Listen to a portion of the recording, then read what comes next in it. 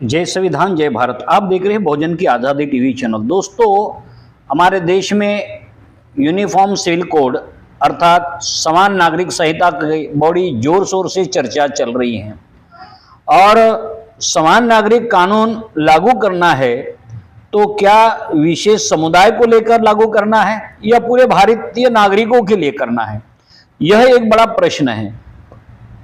अगर समान नागरिक संहिता ही लागू करना है तो भारत के संविधान के अनुरूप आज इस देश में जितने भी जाति समुदाय और धर्म के लोग हैं, अलग अलग धर्म के लोग हैं, उनको सभी संवैधानिक अधिकार प्राप्त होने चाहिए।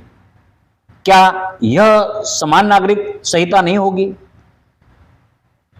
दूसरी बात यह है कि इस देश में जो अलग अलग समुदाय के लोग अपने अपने रीति रिवाज से जो अपने अपने समुदाय में धार्मिक संस्कार करते हैं या अपने सामाजिक रीति रिवाजों के अनुसार अपना जीवन जीते हैं, क्या ये गलत है? क्या करना चाहेंगे हम? समान नागरिक संहिता क्या चाहते हम? क्या मुस्लिम महिला जो पहराव पहनती है, क्या हिंदू की महिला भी वही पहराव पहननी चाहिए?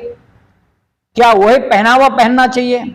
अगर मुस्लिम समुदाय के लोग पुरुष वर्ग एक नमाजी टोपी पहनते हैं, पठानी ड्रेस पहनते हैं, क्या हिंदुओं ने भी वही पहनना चाहिए? नहीं, लागू करने का मतलब क्या है? सिर्फ एक ही समुदाय को टारगेट करते हुए अगर इस सरकार की ये नीति है तो इसका अर्थ यह है कि आने वाले चुनाव में यह प्रचार का माध्यम बनाने के लिए आसान होने करने के तरीके तो नहीं है। फिर जो हिंदू महिलाओं का पहराव है या उनके साध्वियों का पहराव है, तो क्या मुस्लिम महिलाओं को वो पहराव लागू करना चाहिए या समान नागरिकता के आधार पर? तो ये एक निश्चित तो हो जाए कि यूसीसी जो है, जो यूनिफॉर्म सिविल कोड, इस कोड के आधार पर क्या सिर्फ इसी के लिए कि विवाह, तलाक, भरण पोषण और विरासत में और विरासत व बच्चों को गोद लेना, बस देश में यही एक समस्या रह गई है? अरे अगर ऐसा ही है तो इतनी नागरिक संहिता की बात है तो अभी तक नागरिक संहिता और मुसलमानों के प्रति इतनी हमदर्दी है तो आपके वर्तमान सरकार में कितने मुस्लिम लोगों को सामाजिक मामलों और समान नागरिक कायदे के अनुसार आपने कितने मंत्री वर्तमान में बनाए हैं? इतना आपको लगाव है, इतना आपसे प्रेम है, तो यह तो जाहिर करो, यह तो इसका परिणाम तो बताओ कि आपकी मंशा क्या है।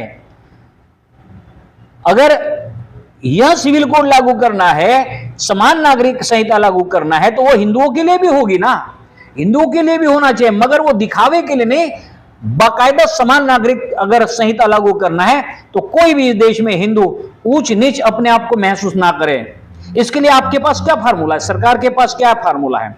इस देश में सवर्ण जाति के लोग आज भी अनुसूचित जाति और जनजाति और ओबीसी के लोगों के ऊपर खुले तौर पर हमले कर रहे हैं, उनको कोई न्याय नहीं मिल रहा है, पीड़ितों को न्याय नहीं मिल रहा है, और जिनके ऊपर जो लोग पीड़ित है उनके ऊपर सामाजिक और अलग प्रकार का राजनीतिक दबाव लाकर उसको अपने बयान बदलने के लिए भी मजबूर करते हैं। क्या समान नागरिक संहिता यहां नहीं होना चाहिए? क्या यहां लग सकती है कि जो पीड़ित होगा उसको भी इतने अधिकार होंगे कि जिन्होंने अन्याय किया उसी प्रकार के पीड़ित परिवार भी उनके साथ में वही व्यवहार करे, तो भी समान नागरिक कायदा हो सकता है। पर ऐसा नहीं, बस एक समुदाय को किसी हालत में अपने वोट बैंक बनाने के लिए एक टारगेट फिक्स करना है कि चलो मुस्लिमों का थोड़ा सा हम हमदर्दी जताएंगे तो लोग मुसलमान के भी हमको वोट मिलेंगे और हिंदुओं के भी वोट मिलेंगे कि देखो हमने तो मुसलमानों के में कितना फेरबदल कर दिया, अब हमारे लिए तालियां बजाओ और हमारे तारीफ करो और फिर अगले समय में हमको जीत कर लाओ, चुनाव में हमको जीत के लाओ, क्योंकि लोकसभा चुनाव आगे में है दोस्तों। तो ये किस संदर्भ में ये समान नागरिक कायदा की चर्चा की? अभी वो लागू होना बिल्कुल निश्चित नहीं हो सकता है, क्योंकि हर एक समुदाय अपने अपने धर्म को, अपने अपने धर्म से, अपने अपने व्यवस्था से प्रेम करता है, प्यार करता है उससे। क्या बौद्ध धर्म के लोगों को अगर आप कहोगे कि उनके साधुओं को कहोगे कि आप दाढ़ी बनाओ, बढ़ाओ और चोटी बढ़ाओ और गिरनार के साधु संतों जैसे अपना भभूति लगाओ, क्या ऐसे करना चाहते हैं आप? यानी सभी एक जैसे? तो फिर एक जैसे नहीं तो फिर किस तरह से आप समान नागरिकता की बात करते हैं? तो दोस्तों अलग अलग प्रकार ये पेश करने के तरीके, मगर इसके पीछे कुछ भी सिंपल सादी और बिल्कुल पारदर्शी मंशा नहीं दिखती है, इसलिए लोग इस कानून का विरोध कर रहे हैं। दूसरी बात कि यह हिंदू महिलाओं के लिए या मुस्लिम महिलाओं के लिए यह कहने से कहीं ज्यादा कि देश में ओबीसी समाज के लिए अगर आप ये बात कहते हैं कि हम ओबीसी समाज के लोगों को पूरा उनका हक अधिकार देंगे, संविधान के आधार पर देंगे, तो जो लोग ओबीसी समाज में जो 3773 जातियों में बटा हुआ समाज, उसको एक ओबीसी अगर बना दो और वो सारे के ओबीसी को उनके हक अधिकार दे दो, तो एक दूसरे में जो जाति में जो डिवाइड लोग हैं, जो जातियों में अलग अलग है, वो समान हो सकते हैं। इसके लिए आपके पास में सरकार में क्या फार्मूला है? इसके लिए हमारे पास कोई फार्मूला ही नहीं है।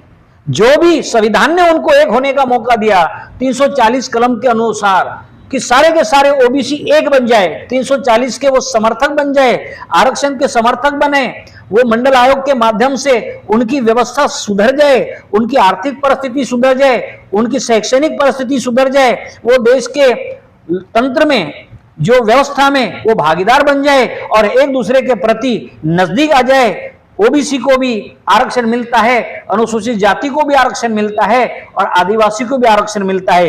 ये तीनों आरक्षण वाले को एक समान नागरिक कायदा के अनुसार क्या आप सबको एक जैसे अधिकार देने के लिए आपकी सरकार तत्पर है? क्या ये सरकार चाहती है कि ये सारे समुदाय को एक जैसे अधिकार देना चाहते हैं? ये नहीं होगा। इसके लिए कोई मंशा नहीं है, मगर अपने वोट बैंक बनाने के रखने के लिए फिर विरोध पक्ष जो है, विपक्षियों के ऊपर आरोप लगाना है कि ये लोग समान नागरिक संहिता का विरोध कर रहे हैं, इनकी राजनीति इनको करना है, ये राजनीतिक मुद्दा लेकर खड़े हुए, इनको भाई वोट लेना है। तो दोस्तों यह प्रयोग आप अपने शब्दों में करते हैं, आपके मंत्री करते हैं, यह बात समझने की है। समान नागरिक संहिता पूरे देश में अगर लागू होना है तो कोई भी देश में ऊंच नीच नहीं होना चाहिए। पहले हिंदुओं के लिए भी समान नागरिक संहिता तो लागू करो, क्योंकि हिंदू 6773 जाति में बढ़ चुके हैं, इनको समान कैसे लाओगे? यह भारत के समान नागरिक कैसे बन सकते हैं? इसके ऊपर आपके पास कोई प्लानिंग नहीं, मगर संविधान ने यह प्लानिंग दी थी आपको, मगर वो संविधान ऐसे व्यक्ति के नेतृत्व में तैयार हो गई कि जो सबसे जातियों से पीड़ित था और वह जाति आपको मंजूर नहीं है। इसलिए जिस व्यक्ति ने लिखा, जिसको डॉक्टर बाबा साहब आम्बेडकर कहते, वह आपके हिंदू जातियों के अनुसार वह सबसे निचले स्तर का जो जाति में पैदा होने के नाते उस व्यक्ति और उस लिखे हुए संविधान से आपके दिलो दिमाग में इतनी नफरत भरी है। आपके पार्टी के लोग, आपके मंत्री के लोग भी ये कहते हैं कि ये संविधान बदलना चाहिए। तो आपके दिलो दिमाग में समानता की बात तो कोई दिखाई नहीं देती। ये सिर्फ वोट बैंक अपने फिक्स करने के लिए मुसलमानों के खिलाफ या तो मुसलमानों का बात बताकर यूनिफॉर्म सिविल कोड के माध्यम से हम मुसलमानों को भी हमारे बराबर हम लाने की कोशिश कर चुके हैं, इसलिए हमें भाजपा की सरकार फिर से चुन कर लाना है, फिर से लाना है। यह आपकी अगर मंशा है तो आप जाहिर करें ये बात। तो दोस्तों इस तरह से यह देश में यूनिफॉर्म सिविल कोड लागू होना असंभव है, परंतु टीवी चैनल दूरदर्शनों के ऊपर जो बहुत बड़े डिबेट और डिस्कस चल रहे थे, इसमें लोगों को भ्रमित करने के लिए कार्य तो नहीं है। संविधान में लिखा है, अनुच्छेद 25 और 28 भारतीय नागरिकों को धार्मिक स्वतंत्रता की गारंटी देता है यह कानून। तो फिर इसकी जरूरत ही क्या है? सभी लोग अपने धार्मिकता का स्वतंत्रता के साथ में वो जी सकते हैं। अनुच्छेद 44 में भारतीय राज्य से अपेक्षा करता है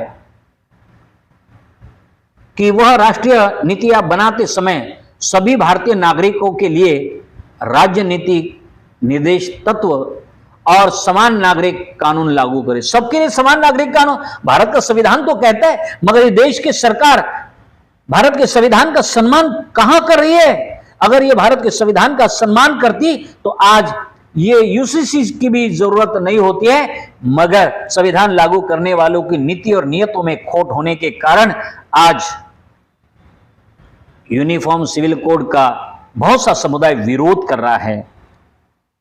क्या हर एक धर्म की अपनी अपनी जो परंपरा है उसको तोड़कर आपके कहने के मुताबिक जोर जबरदस्ती करके क्या उनको उनके रीति रिवाज छोड़कर आप जो निश्चित करोगे वो रीति रिवाजों से उनको अपना धार्मिक संहिता लागू करनी है, वो संहिता को मानना है, आपके कहने से होगा? ये बिल्कुल नहीं होना चाहिए। दोस्तों, यह बात जो चर्चा चल रही है, बहुत से विपक्षी लोगों को टारगेट किया जा रहा है कि ये अपने वोट बैंक बनाने के लिए यूसीसी का विरोध कर रहे हैं, यूनिफॉर्म सिविल कोड का विरोध कर रहे हैं, मगर ऐसा विरोध करना वो भी नहीं चाहते। मगर सरकार के नीति नियतों में जो खोट दिखाई दे रही है तो वो स्वाभाविक है, वो जागरूक नागरिक है, वो विपक्ष लोग हैं, वो सरकार को सही राह बताने की कोशिश कर सकते हैं और यह अधिकार विपक्ष का है। और इस देश में तो यह भी कहा जा रहा है कि विरोध पक्ष रहित सरकार बनाना है, विरोधी पक्ष होना ही नहीं चाहिए, विपक्षी रहित सरकार बनाना है। अब विपक्ष होना ही नहीं चाहिए, जो करेंगे हमारे मर्जी के मुताबिक करेंगे। तो यह हमारे देश में अगर चलेगा तो दोस्तों यह देश बहुत बड़े खाई में जाने का एक डर है। और दोस्तों, ऐसे बातों को आप समझ सकते हैं कि नीतियां हमारी क्लियर हो, साफ हो, तो हजारों लोग आपके साथ होंगे, लाखों लोग, करोड़ों लोग साथ होंगे। तो दोस्तों, यह वीडियो कैसा लगा? आप ज्यादा से ज्यादा सब्सक्राइब करें, लाइक करें, शेयर करें। जय संविधान, जय भारत।